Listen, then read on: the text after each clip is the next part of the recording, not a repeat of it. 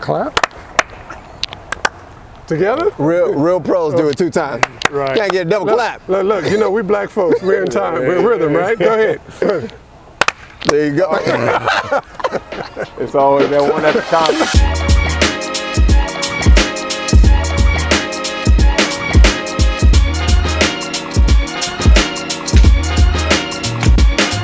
My name is Keith Roberts, known as the Swing Doctor, the golf pro to the stars. I'm Ashton Roberts. I'm a head strength and conditioning coach. I own my own gym. Started my own business 2 years ago. Train all athletes, golfers included. So that's where A-Fit Golfer Instagram came from. I am Sheldon Roberts. I don't have a nickname like Swing Doctor or anything. But I'm a golf fitness trainer, work for Urban Golf Performance out in West LA. Been doing that for 3 years now, so love the golf fitness side in that niche. There you go. Oh, that's hard. Amazing. Keith, why do they call you the Swing Doctor?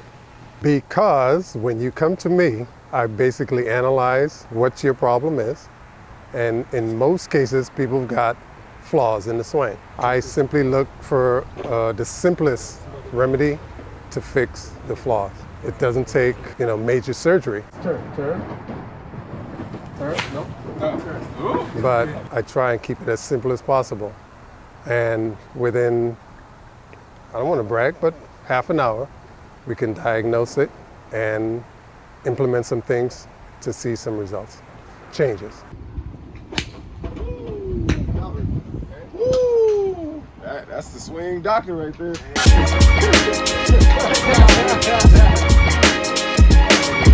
I love that. It's not bragging. It's like you're good at what you do. Like you said, 20 years. Yeah. When you zoom out, you look at, I've been a teaching professional for 20 years. Mm-hmm. What lessons come with that? What can you take away from that? Do you ever zoom out and look at it? And yes. From the physical standpoint, we as instructors feel like, well, I do this. People come to me, they're coming to me for a reason because I'm the expert. And sometimes that gets in the way of us being humble enough to continue to be in a position of learning. So the ego gets in the way.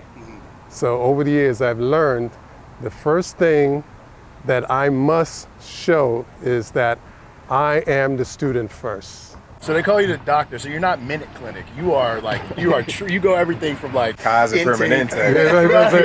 Right, triage, diagnosing, you're prescribing, you're really doing the full workup. But here's a story behind that, Swing Doctor. I didn't give myself that name. That came from an anchor person from Fox. He said, one day he's like, man, you're like a doctor. You mean you come and you fix people. And then give us a spin. Show us a little bit. We'll give a spin. Yeah. Right there. It's a whole brand now. It's a brand. It's a brand now. It's a thing. So I gotta ask. Wait, no. The artwork? I gotta ask who did the. It's another story. Okay, all right. Stories for days. Right. One of the illustrators from The Simpsons drew entire artwork of me, that's me, with the Simpsons family standing there watching me swing the club. And I wanted to use the whole picture on my card. And someone from Disney said, no. So I pulled just that part image. And kept it. When did y'all start golfing? 3, and I think you were 3 or 2. Yeah, 2.5, somewhere around there. Yeah, whenever he chopped down the club, so, let's go. But yeah, it was like 2.5, 3. Those memories are just my dad always taking us out. It was Westchester Golf Course at the time, and we would do everything from tennis to golf to basketball courts. Being in sports, I introduce them to everything. Just go. If you adapt to it, if you're attracted to it, I'll encourage you. You can't do this, you can't do that. And they made the decision. I just introduced them to everything. That's great. Yeah. So, Sheldon, why golf? Because he made me. No.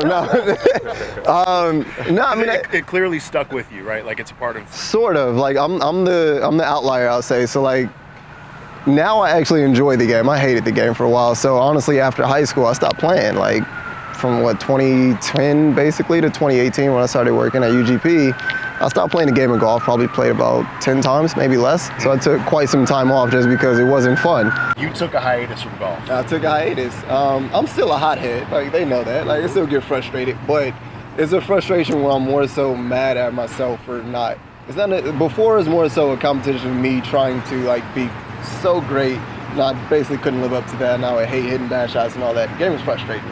I was decent, good, but always wanted to be better, and it was just so frustrating. Now I play bad and it just doesn't really matter. Like I know I have a new perspective on it.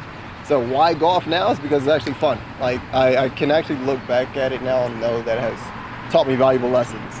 Patience, still sort of working on that part, as you know. So like it's taught me valuable lessons, and like honestly, like as a kid, he is a swing doctor. He taught me how to actually swing, and I would say this is something I still do to this day. It's like he would give me a lesson. I'm very I would try to break something down and debunk it. Are you talking about lie angle? Yeah. I always play devil's advocate. It's like, he would be like, oh, you gotta do this. And I was like, no, I already just did that. It's on the toe. Yeah, I know. And I think I did it. No, is this a clap? Yeah, pretty much.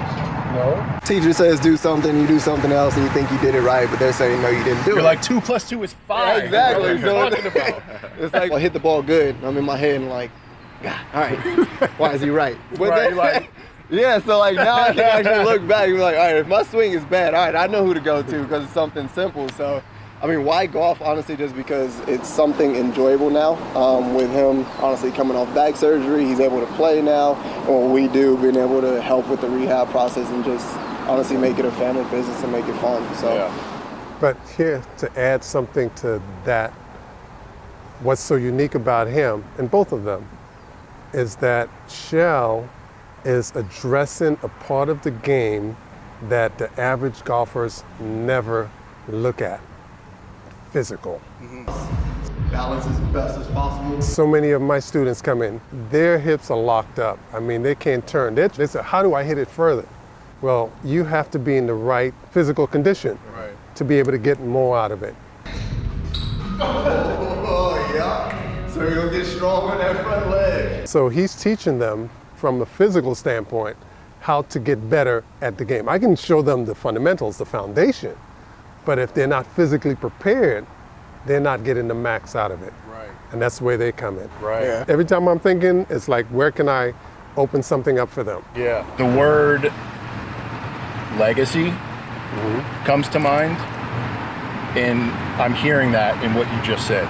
A lot of people think legacy means I gotta make sure my name lasts, or I gotta build a something to let everybody know Bradford Wilson was here. That's my legacy. Right. But hearing your sons talk about golf, hearing their experiences as kids, I believe that is your legacy. What I want is for them to fulfill their purpose, whatever that might be. I'll introduce them to that specific arena, but they may go beyond that. That's just the entryway. Right. They may take it and run 10 times further with it. So I just want to open the door for them to be as great as they want to be, to fulfill their purpose. Because when they were smaller, what was some of the things that people used to say at the driving range? Oh man, he's like Tiger Woods. And what did I tell you? Nah, I ain't Tiger Woods. Yeah. So listen, no, you're not Tiger Woods. Tiger Woods was the best he can be in that moment. You don't know what your greatness is. So they were bold enough, like, I'll be better than Tiger Woods. Look at this little kid. It's like, no. But if he believes that, Right. right? Because Tiger's dad taught him to be the best and bring the most out of himself. Don't compare yourself, because you might be selling yourself short to somebody else. You don't know your greatness and your true potential. Ashton, in terms of golf and what Tiger meant, and hearing comments like that, I know what it meant to me, you know, but hearing someone say that to you, you know, yo, Tiger Woods, what's up, bro? You know, how did you respond? I mean, there was a couple different things. So I was more so the ringleader in a lot of like our golf experiences. So playing on the golf team in high school, doing junior tournaments, being the first out there, and also being like the first or only African American out there. My dad had to coach me through those experiences as well. It was one of my first tournaments, little 9-hole, and I remember my grandfather being out there, my dad being out there, and I was like a little nervous, and they were like, it's something to be nervous about, but I'm like, I'm the only one that looks like me. Every other kid was Asian, white, every other ethnicity. And those were times where I did compare myself to like what Tiger was doing. And then I also took that and said, all right, I'm Ashton, though. I can do more. I know what he's gone through. All right, I know what I can do when I'm on that stage. So Tiger was always the inspiration, but I also inspired myself and used intrinsic motivation on top of that too. Keith, as Ashton's father, knowing he's one of one in that situation, what are you telling him? What are you coaching him through, if anything? That's not your focus. I don't care who's around you. Your focus is winning, and winning has no color. The end result is you standing there with a trophy in your hand. Whoever is next to you, you don't care what color they are, they just didn't beat you. Right. That might have been You're the the same best speech person. that I got. That was it. That was definitely around there. At any point in your childhood, being in high school, college, was your blackness ever threatened, ever questioned, ever poked fun at because you played golf? All the time. Everybody knew me as this guy who played basketball. Then they see me carry the golf clubs and they'll be all like, oh, you play golf? What is this? What are you that? And then, of course, they always just poke fun at it.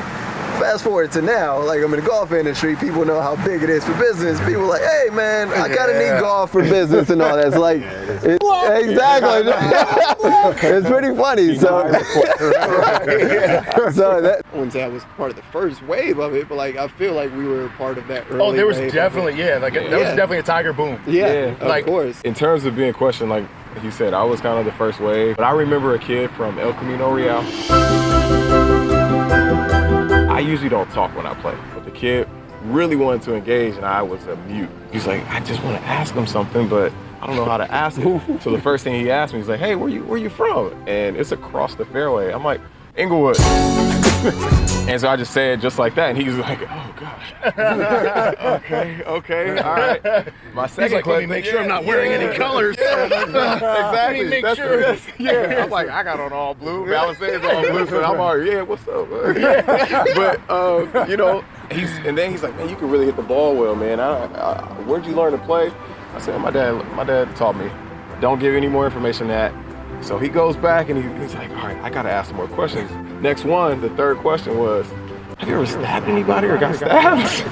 I said, wait, what? Now, yeah. No, and that's serious. And I was like, that's where his mind was going. It's like, how do I get to that point, right? And I kind of sit and I know that they weren't educated at the time. They, those things weren't things that are today where we can talk about those things comfortably and have that conversation on a golf course for 4 hours about where I learned, where you learned, how'd you learn, what privileges you had, what I didn't, how we come together and play this sport the same way. Yeah. No, he and I would be a different answer. We the same.